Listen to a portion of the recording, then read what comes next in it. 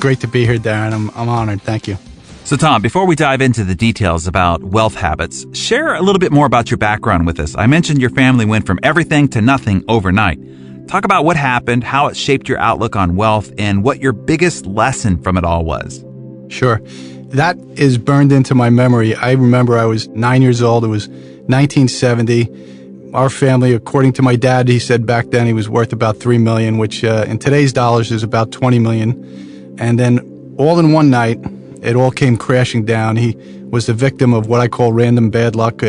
His warehouse burnt down, and he spent 2 years fighting the insurance companies for money, got pennies on the dollar, and then for the next 13 years, we just struggled financially. And that experience, Darren, completely altered my perspective regarding wealth and poverty for most of my adult life. Until I completed this Rich Habits research back in 2009, my view was that wealth and poverty were simply the byproduct of random luck. And I guess the big takeaway for me from our descent into poverty was that wealth is really a two-step process. It's making it and then keeping it. Yeah, indeed. Okay, so as a result of your experiences, you spent a great deal of time studying both rich and poor. So tell us, what was your revolutionary discovery that you made during this research? Yeah, Darren, after completing my study, I was floored that wealth and poverty have absolutely nothing to do with random luck or the circumstances of your life, and it has everything to do with your daily habits. I found that the wealthy had vastly different daily habits than the poor, and that your daily habits are the cause, and wealth and poverty is the effect. That the rich just simply do certain consistent fractional things every day that the poor don't do. So we all know that, at least this is the news reports tell us, that 5% of the population in America make most of the money and control most of the wealth. So tell us about who these people are, profile them for us so we can know the aspects of them so we can learn from them. Sure. 18% were senior executives at big companies, 51% were small business owners, 13% were salespeople, 63% took some risk in search of wealth, 91% were decision makers at their job, and 86% worked more than 50 hours per week. That's one of the rich habits I uncovered. Hard work ethic. 27% failed at least once in business, which was interesting to me since what I went through with my family and my dad. 80% were focused on pursuing one major goal, and I know you're a big proponent of goals, so that you could appreciate that. And 75% learned their rich habits primarily from their parents, Darren. The others learned them from career mentors, teachers, books, or the School of Hard Knocks. Just a few more. 88%, they read 30 minutes or more each day strictly for learning, just to learn. 54% were eternal optimists. 67% watched less than an hour of TV a day, and 81% maintained a to-do list. When it came to saving, 94% saved 20% or more of their income. And this is an interesting one. 44% woke up 3 hours or more before their workday actually began. That one was shocking to me. 89% slept 7 hours or more each night, and that's a big important thing that I learned in my research. Sleep is so important to your neural health, to your cognitive ability. And the last one is 76% exercised aerobically, 30 minutes or more 4 days a week, and that's an important health habit. And I think that's a good profile overview of the rich. So there's some fantastic statistics there. At the end of this interview, Tom, I'll have you send me that so we can post that up on Success and have everybody sort of see where they fit on some of those percentages, because those I think are key. And we're obviously talking to the right audience here. 51% of them are small business owners, which most of the people who read and listen to Success are in that profile. So let's go to this revolutionary discovery, the one that's part of the title of your book, and talk more about the role of habits. Break down the types of habits that you've witnessed in both rich and poor and the main differences. I know you talk about ordinary habits and then keystone habits. So tell us the difference between those two and how we should understand habits and how they affect our outcomes. Yeah, well, the keystone habits are unique habits in that they overpower ordinary daily habits, and overpowering means they can control them or eliminate them. So you can actually just add one rich habit and it can overpower 2 or 3 of your ordinary bad poverty habits. You know, I have over 240 of this data that I track, the differences between the habits and the behaviors of the rich and poor. I'll run over a few of them for you. One is something I know is one of your favorites is goals. 80% of the wealthy in my study were obsessed with pursuing one major long-term goal versus 12% for the poor. In fact, 55% of the wealthy spent a year or more in pursuit of just one single goal. I didn't find anyone in my poor group that was doing the same thing. So goals are very important. You have to pursue goals to turn that switch on. The wealthy were also masters, self-educators. 88% spent 30 minutes or more each day reading to learn versus 2% for the poor. And the wealthy read material related to their dreams, their goals, their careers, biographies of other successful people, self-help, and all sorts of things just to learn. 85% of the wealthy read 2 or more books a month, which was another interesting thing. And they did this month in and month out during their adult lives. They never stopped learning. They make self-education a daily habit. And 63% of the wealthy also listen to audiobooks during the commute to work or while exercising and around the home. So only 5% of the poor had this rich habit. So Tom, we know that if we want to be wealthy and feel wealthy, a big part of that is our relationships. So break down the power of our associations that we have with people on our track to wealth and describe the characteristics of a rich relationship. The rich build strong relationships with other successful, like-minded people, and that's what I found in my research. The poor built relationships with other poor people. And you know, if you want to be more successful in life, you need to spend more time with successful people. We all know that. We've heard that. But yet there's actually a way to do it. You are a big fan of tracking, so am I. So one of the strategies that I came up with is to actually track your relationships, who you're associating with, and you know, whether they're a rich relationship or a poverty relationship. So the wealthy are very tuned in to who they're associating with. All right, now I want to ask you about mindset. How do the rich think? Explain their thought process to us. The wealthy are far more open-minded than the poor.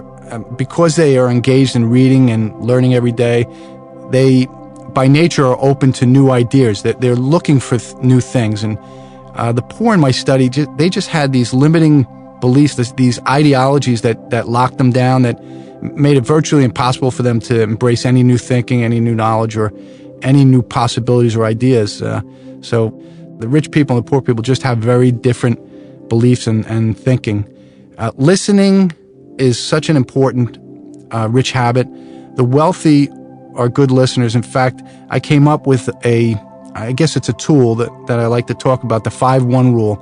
And the way it works is simple. You listen for 5 minutes for every minute that someone's talking. If you get into the habit of doing that and become cognizant of that 5-1 rule, it'll become a habit to become a better listener. And that's important because wealthy individuals, that's how they learn about their relationships. They gather information. It's like a reconnaissance mission to gather information on their relationships. And some of the wealthy in my study even maintained a small notebook. They carried it around with them, and they just wrote things down about their relationships. How about time management, Tom? How do the rich spend their time? What's their focus when it comes to productivity? 67% of the wealthy, they watch less than an hour of TV each day. Compare that to the poor. 77% of the poor watched more than an hour of TV each day, Darren. And now we have the internet, and 63% of the wealthy, they spend less than an hour a day on the internet recreationally. But 87% of the poor, they spend more than an hour each day on the internet, just not really doing anything constructive. And this is important because the wealthy are freeing time up so that they can read, they can learn, they can volunteer, and they can do the important networking. The wealthy vet their thoughts. This is something that I thought it was absolutely the opposite of what was reality. The wealthy vet their thoughts, that not every thought needs to come out of their mouth. The wealthy make a habit of managing the words that they use. It's why they're so successful. People just want to do business with them. They just don't say what's on their mind. They know that it's going to damage relationships. Those are some of the top ones. So you packed obviously a lot of things into that one answer. So first off, I think everybody listening can find themselves on the path to wealth. If you are listening to this audio, you are a subscriber to Success Magazine. You are learning and reading and developing, as you had suggested. 88% of those that are wealthy do, this constant, never-ending pursuit to learn and grow. So first off, everybody can feel great about that. The second thing is where I usually start with people are their influences. So as you talked about, things that are affecting their mind, both negative, what might be sensational news media, and positive, which might be reading Success or listening to interviews like this or audiobooks or other tools of education as you described. Then the relationships, the influences through associations as you talked about. And then the next one is their physical health. I always find that if people can regain their confidence, there's something very validating when people start to feel better and feel stronger and feel more confident. It's kind of that root cause where then change starts to transform and ripple through the rest of the areas of their life. So talk about how the wealthy that you found devote time each day to caring for their health and what those practices look like and what you recommend that others do. Sure. Well, besides the daily 30 minutes of aerobic exercise that I uncovered that the wealthy do it 4 days a week, 57% of the wealthy counted calories every day, and only 5% of the poor did this. One of the wealthy, Darren, in my study, they had this tracking schedule where they actually tracked the number of calories for the morning, the afternoon, and at night. And so I duplicated that, and I uncovered that and duplicated it in 2007. At the time, I was 212 pounds. I'm 6'3", so it doesn't appear that I'm heavy, but I knew I was. So I started doing this tracking schedule, and then after 30 days, I discovered what my caloric threshold was, which is the number of calories that you'll neither gain weight or lose weight. And mine was 2,140 calories a day. So I decided to intentionally reduce my calories about 200 or 300 calories a day. And in about 7 months, I went from 212 pounds to 174 pounds. And I remember we were at dinner and my wife said, "You've got to stop losing weight. People are talking. They think there's something wrong with you." So I know that these strategies work. And this particular one, the tracking schedule, 70% of the wealthy ate less than 300 junk food calories a day, Darren, while 97% of the poor ate more than 300 junk food calories a day. Another one was 75% of the wealthy avoided fast food restaurants, whereas 69% of the poor admitted to eating at fast food restaurants more than 3 times a week. And these health habits are important because one of the individuals in my studies, who was 67 years old, worth $17 million, I said, why don't you retire? You have all this money. And he looked at me like I was from Mars. He said, "Why would I retire? I spent the last 40 years exercising and watching what I ate." I knew that at the end of my career was going to be the highest earning years. So I wanted to squeeze another 4 or 5 years out. And I looked at him, I said, "But why? Well, I still don't understand. What's another $4 or $5 million?" And he said, "Well, it's not for me. It's for my kids and my grandkids and for their kids so that they can all get a college education and, have a little bit of an advantage in life." So, wealthy people or healthy people, a lot of reasons for that are because of their legacy they want to leave. So let's talk more about productivity. You talked about time management. One of the mindsets that you mentioned in the book is a do-it-now mindset. Give us a few examples of those who display the mindset you describe and ways that we can enact it in our own lives. Sure. Well, procrastination is a poverty habit. It prevents even talented people from realizing success in life. It holds you back. And most people, unfortunately, have the procrastination poverty habit. But believe it or not, the voice of procrastination screams just as loud in the minds of the wealthy as it does in everybody else. The difference, Darren, is how wealthy, successful people stop that voice of procrastination. And I uncovered 5 strategies that they used in my study. The first is a to-do list, and there's really 2 types of to-dos. There's the goal to-dos. Those are they're almost always fixed in nature. They're tied to some goals that you're pursuing, and then there's the non-goal to-dos, and those are your administrative work-related to-dos. The second tool is the Daily 5. I love this one. I've been using it for the past 4 or 5 years. Every day, successful people incorporate into their daily to-do list 5 things that they want to accomplish before the day ends. And The daily 5 can represent 5 things that are unrelated to your 9-to-5 job. They can be 5 minor things that you do every day that move you forward towards some goal or pursuing some dream or purpose in your life. The third tool is setting and communicating artificial deadlines. When we set deadlines and then when we communicate those deadlines to others who are directly affected by us getting that task done, it increases the urgency for completing the task. It elevates it from a mere to-do to really a personal promise you make to another individual. It puts pressure on you to fulfill your promise and meet your deadline. The fourth tool is the accountability partners. I know you talk about this a lot in your compound effect. It's a really important topic. An accountability partner is someone you meet primarily weekly who holds your feet to the fire and, accomplishing some of your tasks. This can be one individual. It could be multiple individuals. It could be a mastermind group. But a good 1 week, a meeting will help keep you on task, and knowing that there are others who will hold you accountable to perform certain tasks also elevates these tasks from mere to-dos. We all perform better when we know others are watching us, Darren. So accountability partners could be a really big asset. The last tool is the do it now affirmations, which you started with. No one likes to be nagged. Nagging, however, whether we realize it or not, or want to admit it or not, it alters our behavior. We tend to get things done when someone starts nagging at us. And the do it now affirmation is really a self-nagging technique that it really works. By repeating the words do it now over and over again, you're effectively nagging yourself. When I uncovered this tool during my research, I started using it to nag myself into doing the time and building, which I hate to do. I still hate to do it. But now all I have to do is think about the affirmation. It's such a habit for me that it acts as a habit cue to force me to get the time and building task done. So, Tom, we know we all have habits. We have good habits, we have bad habits, right? So knowing what the rich habits are is enlightening and inspiring and will empower us to seek those.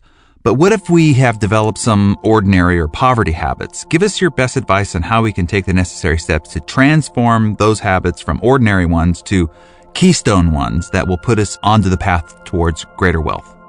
Sure. Rich habit number 1 says, look, track your behavior for a week.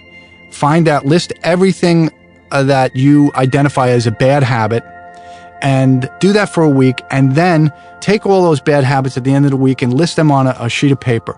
And now we're going to magically transform those poverty habits, those bad habits, into rich habits.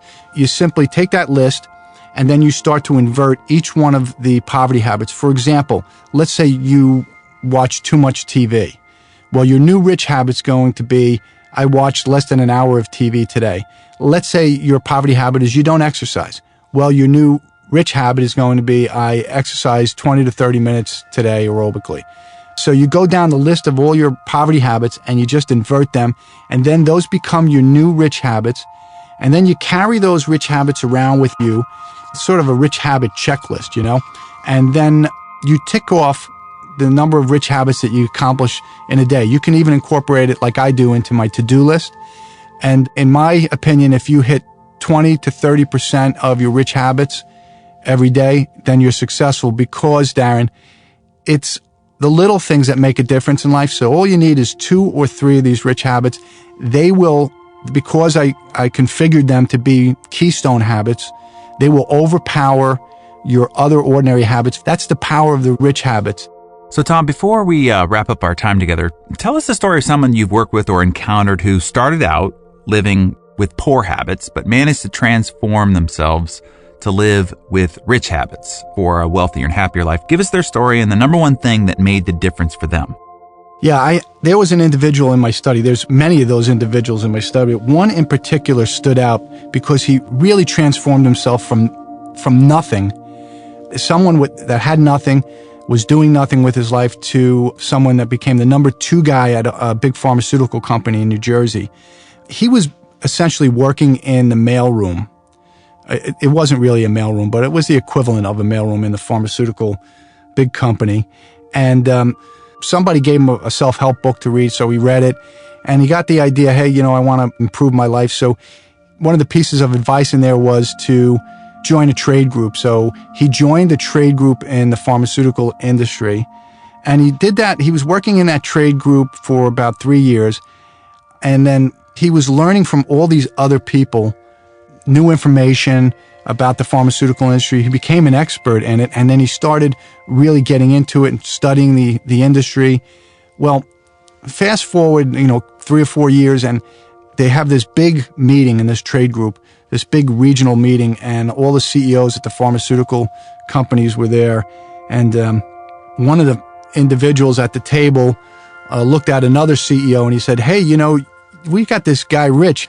He's such a great asset on our trade group. He's on this committee, he's on that committee. Boy, you're real lucky to have him as a manager in your company," because he recognized his tag and he knew who Rich worked for. So the CEO said, yeah, we're very lucky to have him. And he got back to the office and he called his secretary and he said, "Who is this guy, Rich?" And she got back to him. She said, "Well, yeah, he works here, but he works in the mailroom." And he said, "Not anymore." And he promoted him to the management trainee program, and he just rose up the ladder.